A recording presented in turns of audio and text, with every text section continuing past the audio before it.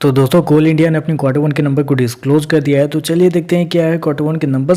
इसके लिए यहाँ पे क्रोज में दिया गया है। तो देखिए पिछले क्वार्टर की बात करें तो पिछले क्वार्टर में 37,410 करोड़ के आसपास कंपनी ने रेवेन्यू जनरेट किया था ऑपरेशन के थ्रू। पिछले साल 35,983 करोड़, जबकि अभी देखें तो बढ़ के 36,464 करोड़ के आसपास कंपनी का जो रेवेन्यू है वो आपको जाता हुआ देखने को। तो साल दर साल देखें तो साल दर साल कंपनी के रेवेन्यू के अंदर एक हल्की सी तेजी आपको देखने को मिले।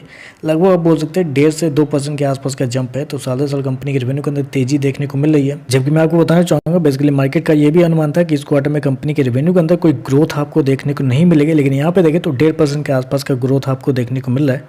जबकि क्वार्टर क्वार्टर जाते हैं तो क्वार्टर क्वार्टर कंपनी के रेवेन्यू के अंदर हल्की सी गिरावट भी आपको देखने को मिली। लगभग बोल सकते हैं 2.5 से 3% के आसपास की गिरावट है। तो क्वार्टर क्वार्टर गिरता हुआ देखने को मिला है, जबकि साल दर साल एक हल्की सी तेजी आपको देखने को मिल रही है। मैं बता दूं कंपनी शो कितना किया है, 36,464 करोड़ के आसपास के रेवेन्यू शो किया है, जो कि मार्केट का अनुमान था कि इस क्वार्टर में कंपनी का जो रेवेन्यू हुआ वो 35,430 करोड़ के आसपास है। तो मार्केट के अनुमान से देखें तो कंपनी का जो रेवेन्यू है वो थोड़ा सा बेहतर आपको देखने मिला है। बेहतर इसलिए मैं आपको बोल रहा हूँ क्योंकि जहाँ मार्केट सोच के चल रहा था कि कंपनी का रेवेन्यू साल दर साल गिरता हुआ देखने को मिल सकता है, वहाँ कंपनी का रेवेन्यू बढ़ना एक बहुत बड़ी बात होती है। चलिए कंपनी के खर्चे क्या है वो देख लेते हैं।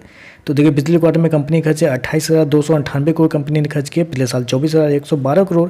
अभी देखें तो कंपनी खर्चे 24,287 करोड़ के आसपास आपको देखने को मिले। तो खर्चे देखें तो खर्चे भी मतलब ऑन एन एवरेज आप कह सकते हैं ठीक ही है, ज़्यादा कुछ खराब नहीं है।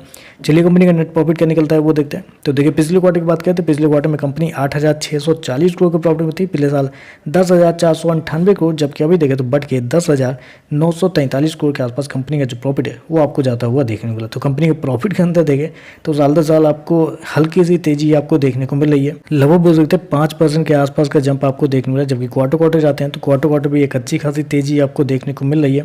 लगभग 27 से 28% के आसपास का जंप है। तो क्वार्टर क्वार्टर साल दर साल कंपनी के प्रॉफिट के अंदर तेजी आपको देखने को मिली, जबकि मार्केट का अनुमान था कि कंपनी के जो एक्सपेंस है वो आपको हाई होते हुए देखने को मिल सकते हैं, क्योंकि कंपनी ने कुछ बिड लगाए थे। मेरी कमेंट्री को आप ध्यान दीजिएगा, कंपनी ने कुछ बिड लगाए थे। बिड होता है बेसिकली कंपनी को कुछ बिड होता है, उसको कंपनी बोली लगाती है। तो उसमें कंपनी को इस बार थोड़ा कम मतलब थोड़े महंगे दाम पे कंपनी को खरीदना पड़ा था। इसकी वजह से मार्केट का अनुमान था कि कंपनी के प्रॉफिट के ऊपर थोड़ा बहुत असर आपको पड़ता हुआ देखने को मिल सकता है।